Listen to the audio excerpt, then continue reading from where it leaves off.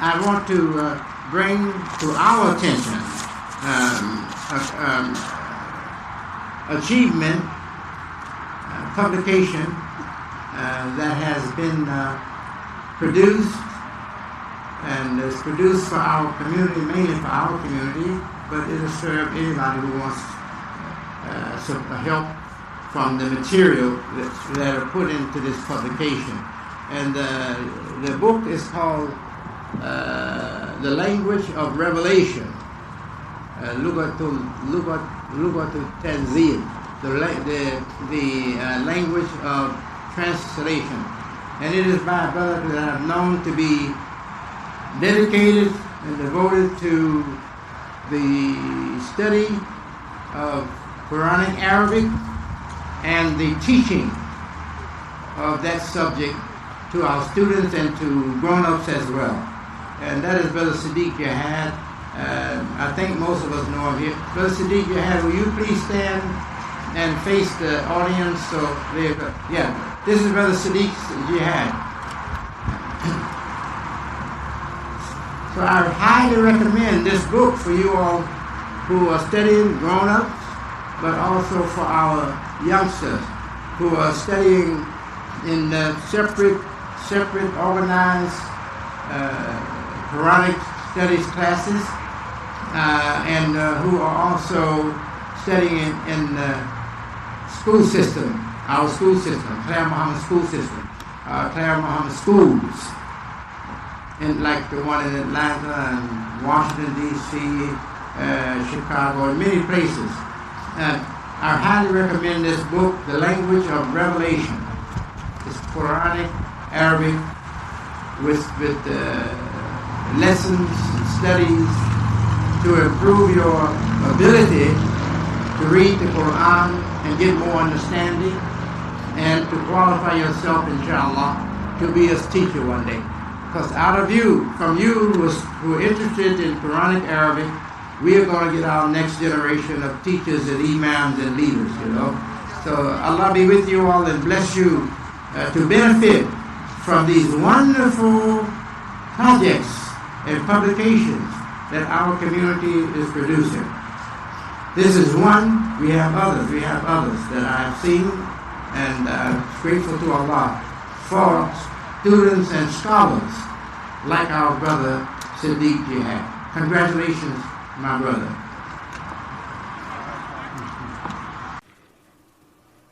Bismillahir Rahmanir Rahim. This is Imam Siddeeq Jihad. You can secure the book by going to our website, www.siddeeqjihad.com. That's SIDDEEQ, Jihad, JIHAD.com. Or you can send a postal money order or any type of money order to Post Office Box 401165, Redford, REDFORD, Michigan 48240. My email address is Siddeeq, that's SIDDEEQ at MSN.com. And the phone number where we can be reached is 313-532-5246. I thank you very much. Assalamu alaikum wa rahmatullahi wa barakatuhu.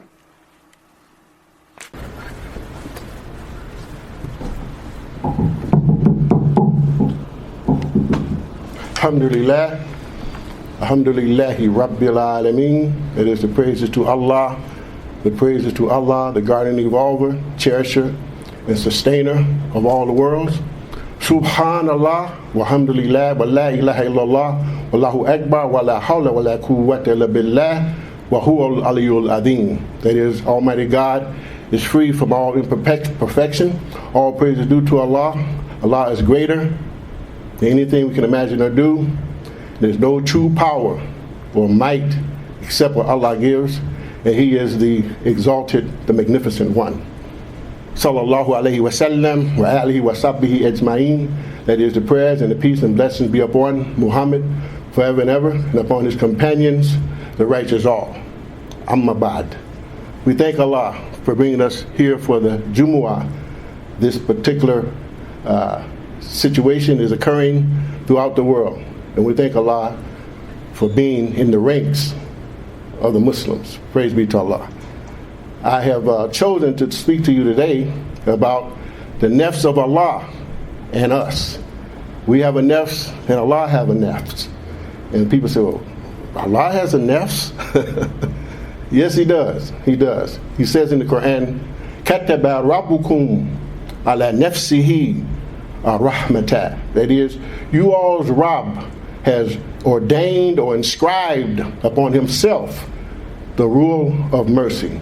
So clearly the word nafs is being used in relationship to Allah. Highly glorified and exalted is He.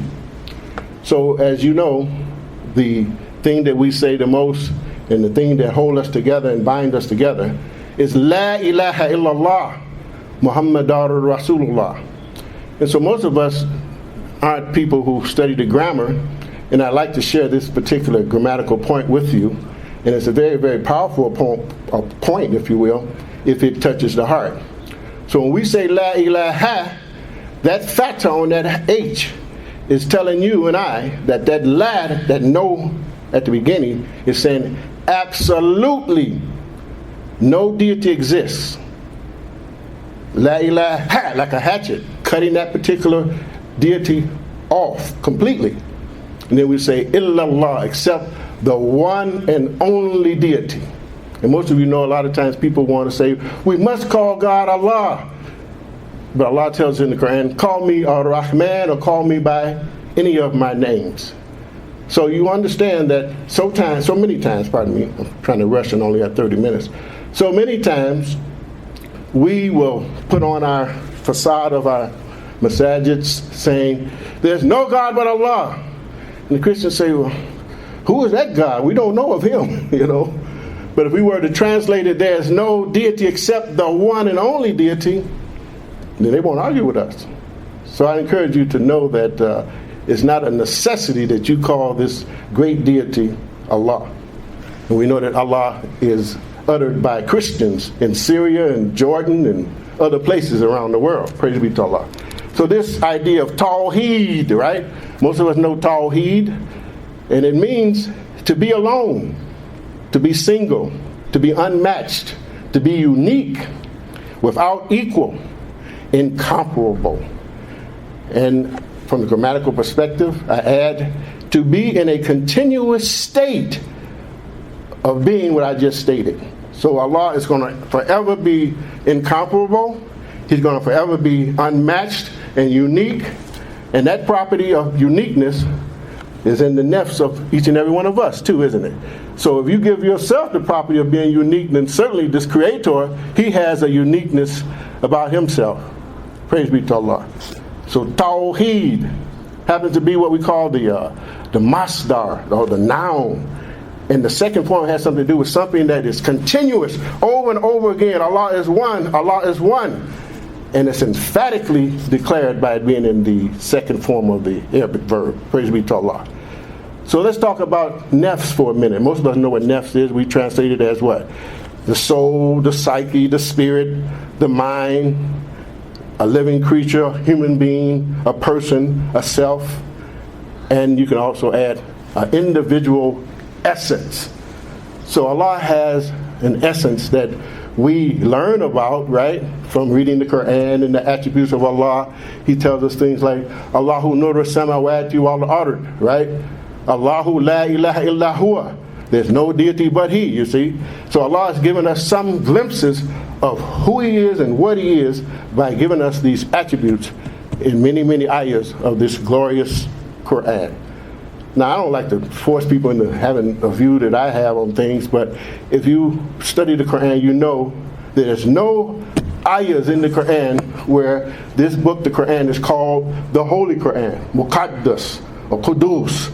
No reference to it as being Holy Quran. So it's pretty likely that Holy Bible, Holy Quran, you know.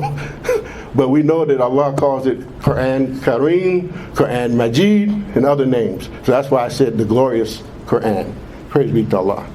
So this verb nefusa, very powerful meaning of this word nefusa, the verb nefusa. It means to be precious, right? It means to be priceless. It means to be something that is very, very sacred. The nafs. So you have a very sacred nafs. I have a very sacred nafs. Allah has a very sacred nafs. And Allah tells us in the Qur'an, Khalaqakum min nafsin wahida, right? He created you all from one nafs, from one soul, right? And obviously, the world hasn't got it yet because we're fighting and killing each other all the time. We're backbiting each other, we're slandering each other, we're not unifying under La ilaha illallah as we should. So if you and I really put it in our heart, hey, although he's from a different mother, he's still one with me. So if you go about your life and I go about my life with the idea that, hey, that's me, I'm outside of me, you know, here I am here, but there's a connection between all of us. And Allah makes it clear by making that declarative statement. Khalaqakum min nafsin wahida. Praise be to Allah. So most of you know that we have three selves or three nafs that are mentioned in the Quran relating to the human being, right? The nafsul amara, that is the commanding self, the self that tells you, I don't want to go to the bathroom right now. Oh, you better go. I don't want to defecate right now. Yeah, it's time to go. I don't want to eat. I don't want to drink water. Yeah, you're commanded by certain things that Allah has put in us that we got to do. Allah puts it in us with that particular idea, right? This commanding self, that animal self, that drive to procreate. These are the base things that we come into the world with. This nafsul amara. And we know that we just come out of Ramadan, right? And that's what the object of Ramadan was. To control those animal passions, control the desires to eat, and all of those kinds of things, right? And then we have the nafsul lawama. And we know that's the self that's translated as the self-reproaching spirit, the self-accusing spirit, the self that causes you to examine yourself and blame yourself and feel bad when you do something wrong, you know? And then when you do something good, you feel good. So we know that within the nature of the Muslims, the nature of all human beings is the desire to do good. A desire to be what? Submissive to Allah subhanahu wa ta'ala. And then the last of the selves that we have is the nafsul mutma'inna. That is the self that is well pleased with itself and well pleasing to Allah subhanahu wa ta'ala. So, you know, as I stand here, I know a lot of times people who don't study Arabic, they don't know that there's two A's essentially in Arabic. We have Ain, which is Ah, and then we have Aleph, which is Ah, right? So Amara is the one that's dealing with commanding things, like Amirul Mu'mineen, right? The leader of the faithful. Abu Bakr was that, right? Muhammad was that before him, right? And then we have the word Amir with the Ain. And Amir means to be thriving and long living and populous and progressive. Coming from Umar comes from that. Long living. So if you tell me, I said, what's your name, brother? You say, my name is Amir. And you say, what does it mean? You say, leader. I said, no, that's not what it means. That means thriving and populous. I have a grandson by the name of Amir, right? And my son's middle name is Amir. Not Amir, but Amir. So I'm trying to say to you that there's a difference in different things that you should really get to the point of trying to correct yourself and be a student of the Arabic language. Be a student of the Arabic language. Allah tells us that He has obligated the Qur'an on us. He didn't obligate the English translation of Yusuf Abdullah Ali on us. He obligated the Quranic Arabic, Qur'an al-Arabiyan on us. Praise be to Allah.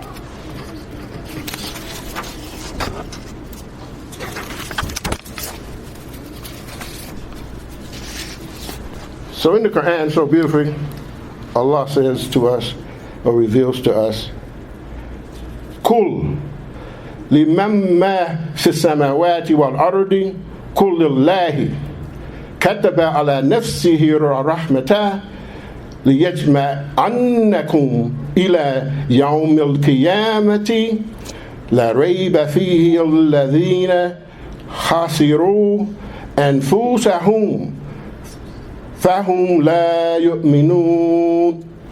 Say, Allah is saying this in 3 different times here in those ayahs that I just recited. Say, to whom belong all that is in the heavens and on earth? This is a question. Who owns everything in the heavens and the earth? And then the prophet is told, say, Allah owns it. To Allah is everything in his ownership in this whole creation. And then the ayah that I mentioned, or the portion of the ayah I mentioned, he have inscribed or ordained upon himself the rule of mercy, that he will gather you together for the day of judgment. There is no doubt whatever. It is they who have lost their own souls that will not believe. The word anfusahum, their own souls. So we don't want to lose our souls, do we? We don't want to be in the Jahannam. So we want to work on our souls so we can get the best out of our souls, the best out of ourselves here, and have a beautiful garden of paradise when we leave here. And so Allah has given us the formula to keep our souls in shape and have a beautiful future when we go 6 feet under. Praise be to Allah. So again, Ramadan is the victory that we have attained if we did the fast as Allah would be pleased with. And coming up soon, as we know, is the Eid al-Adha. And this is the community victory. The victory where those individual souls come together and in ranks, and they do community work. They do intellectual work, and they become useful to the society, building bridges and doing other things. The human being is not to be viewed as being grown. We're never grown. You say, I'm grown, man. I told a sister in the gas station, I said, sister, you shouldn't be dressed like that. She said, I'm grown. I heard a brother say to us one time, he said, if you think you're grown, then you don't understand what life is about. Because life is continuous growth. You're never grown. I'm never grown. Prophet Muhammad, on this death situation, he called for his miswak, didn't he? He wanted to make another Sul-Laah. So we always have a aspiration and goals to aspire to. It's nothing like retirement for the Muslim, right? We don't retire. وَالَّذِينَ آمَنُوا وَعَمِلُوا الصَّالِحَاتِ لَا نُكَلِّفُ نَفْسًا إِلَّا وُسْعَهَا أُولَئِكَ أَصْحَابُ الْجَنَّةِ هُمْ فِيهَا خَالِدُونَ. But those who work righteousness, no burden do we place on any nafs or any soul, but that which it can bear. They will be, that is you and I, if we make the grade, will be the companions of the garden therein to dwell forever. You hear that? Forever. So I know a little bit about science, and I read a little Qur-aan, and Allah says that everything on her, kullu man alayha fan, everything on her is perishing, will perish away.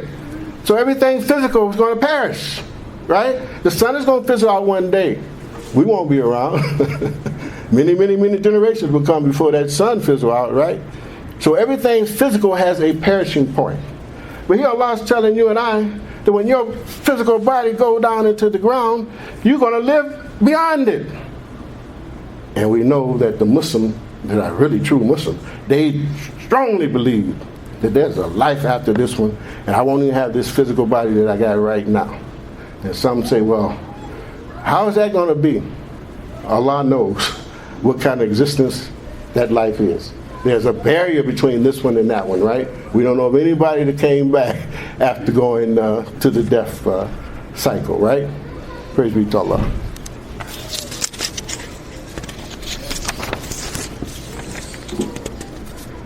So you know, this word nafs is uttered in the discussion with Sulaiman and Bilqis, right? She uttered, Qala Rabbi inni zalamtu nafsi wa aslamtu ma'a Sulaymana lillahi rabbil alameen. She said, my Lord, surely I have wronged or oppressed myself, and I submit with Solomon to the Lord of all the worlds. Now I bring your attention to the word ma'a. She didn't say she submitted under him, but she said with him. She's not going to say, well, I believe in la ilaha illallah, and you're the king, so I got to submit to you. No, the submission that we are supposed to be about is submitting to Allah first, even if we have people around us that's not doing it. You know? So it takes a Muslim to realize that if a person doesn't have a degree of wanting to establish Salah in their life, we still have to do it. We can't say, well, my wife, she didn't pray much, so I didn't pray, or she wanted me to do this, so I neglected my prayer. No, we make the prayer and the obedience to Allah priority in our life. It's a necessity that we do this if we really want to grow and continue to have the growth that we aspire to. You know, people are like plants, as Allah tells us in the Qur''an, you know. I have a garden, you know, and I got some plants that's thriving right now, and I got some that I don't know what's going on. But that's how human beings are, you know. Some hear the message and get the light and respond to it, and they become students of the Qur'an, and they try to do good deeds out in society. But some, they don't do it. So we can't, you know, control what people do. You know, they say that we have no right to force anyone to make salah, right? We can't make anyone believe in la ilaha illallah. We can't force people to fast. But in the Islamic State, we can force people to give zakah, right? That's one thing we can force people to do. And you know the history where the Bedouins, after the Prophet died, they said, we ain't going to give this new Amir al-Mu'mineen our money or our zakah. And so Abu Bakr reportedly said to them that if you withhold as much as the tether that you strike your camel with from me, I will commence war with you. And they didn't believe him. He sent a contingent out there to the desert, and then they knew he was serious then, and they continued to pay the zakat from that point on. You know, they called Abu Bakr soft-hearted and stuff, you know. But he didn't play. Praise be to Allah. Praise be to Allah. And then we have it in the words of Musa, where, you know, they say he killed a man. They say he did away with him with his fists. So he must have been a pretty strong guy. Maybe hit him in the temple, hit him in the right spot. But they said he did away with him, right? And he too said, Inni zalamtu nafsi. Surely I wronged myself. Here he killed the man, he wronged the man. But he said, I didn't wrong myself. Because he's conscious of what? I might have a problem in the next life, or have a problem throughout my life for killing a man unjustly, you know. So you know this word zalamtu, zalama, it means to put something in the dark. It means to oppress something. It means to put something in the wrong place. All of those ideas come to mind when you look at the word zalamtu. Dhulumat is darkness, right? And so I study, you know, words a lot. I use a dictionary a lot. And I came across this word dhalim years ago. And dhalim is ostrich. And it clicked right away. I know why they call the ostrich dhalim, because he puts his head in the dark, right? He puts his head in the dark. And he also, the male we're talking about now, he is in charge of sitting on the hatch after the female lays the eggs. He runs around the desert and be putting his head in the sand, getting bugs and all of that. And the report has, if you study him, he can eat leaves off of trees, you know. He's a bird. And he cannot even fly. He can't fly. So you and I don't want to oppress ourselves and put our hands in our heads into the earth and just be all material and neglect other things and wind up having our young killed and destroyed because we're so busy tracing the dunya and not taking the time to do the things that we should do in a balanced way. Excuse me. So Zalim is the ostrich. And you can say that he's an oppressor, metaphorically speaking, because he is a bird and birds usually fly. But Allah made this tall bird, and he can't fly. But you and I can fly. We can have spiritual development, right? But at the same time, we have to have material development too. We want to get all the money that we can get to be helpful to ourselves and comfortable for ourselves and to help others. And you know as well as I know, there's a lot of money amongst the Muslims. And we pull our money together some, establish a school, establish a masjid. But what about from the idea of buying our food together and buying, getting our clothes cleaned together and setting up businesses for other people to run instead of just sitting on the money or giving the money to the stock markets?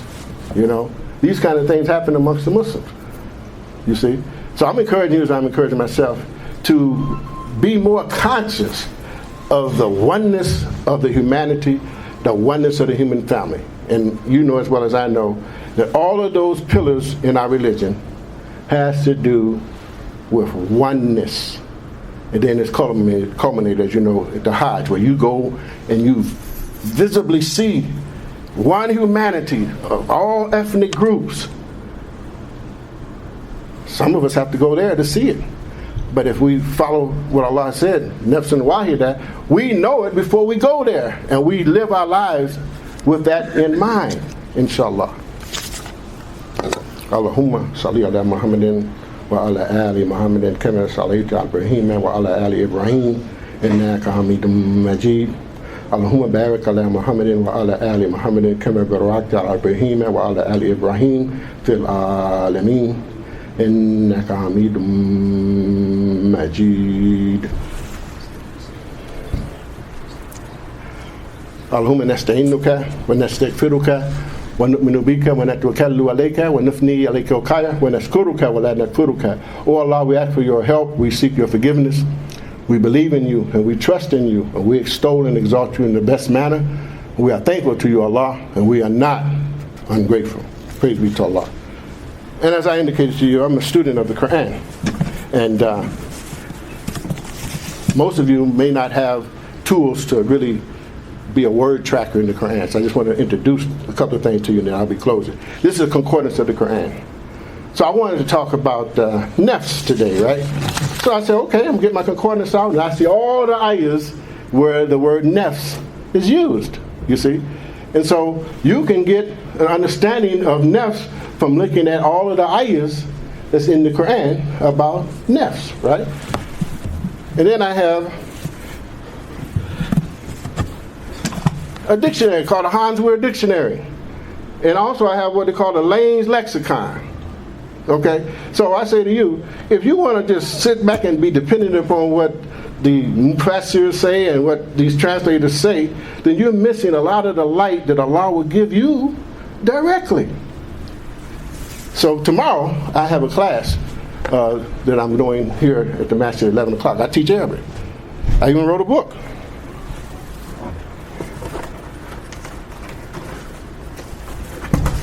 Man, this guy's very informal. But this is the book, Lugatul Tanzil, right? I didn't go across the water to learn any Arabic. I had 3 classes at Wayne County Community College in Michigan, right? And I understand the grammar of the Qur'an. And you know as well as I know, there's many people that can recite the whole book from memory, right? But you ask them, well, what does tabaraka mean? Why did Allah put it in the 6th form as opposed to putting it in the 3rd form? I don't know. I had a brother who's a hafiz of the Qur'an who's over a masjid. He bought the book and said, I want you to come and teach me this grammar. I don't know this grammar. So it shouldn't be in our community that you can rise up to leadership because you recite a lot of Qur'an and you don't understand what you're reciting. So I don't want to talk like I'm just down on the ummah. I'm just saying that isn't it better to understand what you are reciting as opposed to just being one who can recite long ayahs in front of people and the people be mesmerized and say, how could he do that? I don't understand how he does that. Is he specially blessed and I'm not? No, Allah has made this Arabic Qur'an accessible to all of us. It's accessible. Praise be to Allah. So in closing, I just want to briefly mention to you the ayah in 7:143. Excuse me. I didn't plan to talk about this, but I think it would be appropriate given that I'm talking about the Nafs, right? 7:143. Just bear with me for a minute. Yeah, I'll read most of the English here. When Moses came to the place appointed by us, and his Lord addressed him, he said, "O my Lord, show yourself to me, that I might look upon you." Allah said what? Lan tarani. You absolutely never see me. Lan means absolutely never. You got people that are saying, well, in the paradise, we're going to be in the paradise, we're going to say, oh, there's Allah over there. Allah has no physical manifestation. So he said, Lan tarani. But he said, but look, by no means will you ever see me direct, but look upon the mountain. Look upon the mountain. Okay? Now this is a little different from what you might have heard. And you're going to say, well, where did this brother get this? Well, do some research, do some study. This mountain that Allah is referring to right here, look to your own nafs, Musa, and if it remains firm in its place on the Sirat al-Mustaqim, fasawfa tarani, right? You'll always see me then. If you following and making your salah and you're doing good, you're going to feel the presence of God. You're going to say, hey, I know Allah did that. I know Allah guided me to this. I know Allah guided me to that. The hadith said that sometimes you reach a level of taqwa where your hands, Allah guides your hands, your tongues, your feet, and everything, you know. This kind of thing happens in the life of people who are sincere. You see? So you and I have to get more serious. I'm talking about more serious about having a direct approach to this Qur'an so you can understand it yourself. So it says, and when his Lord manifests his glory on the mountain, on the soul of Moses, the nafs of Moses, what happened? He made it level and plain. In other words, he made the reality of Allah in Moses' psyche plain so he understood it. And I said, level with me. Make it plain. That means I want to know exactly what's up. And it says, and when he made it level, what happened? Moses fell down in a swoon, and he said, Tubtu ilayk wa ana awwalul mu'minin. I repent to you, Allah, and I am the first of those who believe. So Moses is clearly telling Allah, I know I shouldn't have asked you to show yourself in the physical manifestation. I do know now that I can feel you in my nafs and in my being, and I'm not going to be looking outside of myself for you anymore. And what happened after that? Allah said, or reveals. I don't even like to say Allah said. Why? Because that's vocal cords. We don't believe Allah has vocal cords, right? So I say Allah reveals, okay? That's what I've been trying to force myself into saying on a regular basis. I'm closing in a few minutes. He said, I have chosen you among other men by the mission I have given you and the words I have spoken to you. Take then the revelation which I give you and be of those who give thanks. So clearly, Moses got his mind and his psyche straight where he wasn't looking for a physical manifestation of God, and God crowned him with prophethood. Praise be to Allah. ربنا لا تزغ قلوبنا بعد إذ هديتنا وهب لنا من لدنك رحمة إنك أنت الوهاب. Our Lord, cause not our hearts to swerve or deviate after you guided us aright, but bestow upon us mercy from your presence, for surely you are the grandest of the givers. Amen. I want to bring to our attention achievement, publication that has been produced and is produced for our community, mainly for our community, but it will serve anybody who wants some help from the material that are put into this publication. And the book is called The Language of Revelation. Lugatul Tanzil, the language of translation, and it is by a brother that I've known to be dedicated and devoted to the study of Quranic Arabic and the teaching of that subject to our students and to grown-ups as well. And that is Brother Siddeeq Jihad. I think most of us know him here. Brother Siddeeq Jihad, will you please stand and face the audience? So this is Brother Siddeeq Jihad. So I highly recommend this book for you all who are studying grown-ups, but also for our youngsters who are studying in separate organized Quranic studies classes, and who are also studying in the school system, our school system, Claire Muhammad school system, Claire Muhammad schools, and like the one in Atlanta and Washington, D.C., Chicago, and many places. I highly recommend this book, The Language of Revelation. It's Quranic, Arabic, with lessons and studies to improve your ability to read the Qur'an and get more understanding, and to qualify yourself, inshallah, to be a teacher one day. Because from you who are interested in Quranic Arabic, we are going to get our next generation of teachers and imams and leaders, So Allah be with you all and bless you to benefit from these wonderful projects and publications that our community is producing. This is one. We have others that I have seen, and grateful to Allah for students and scholars like our brother Siddeeq Jihad. Congratulations, my brother.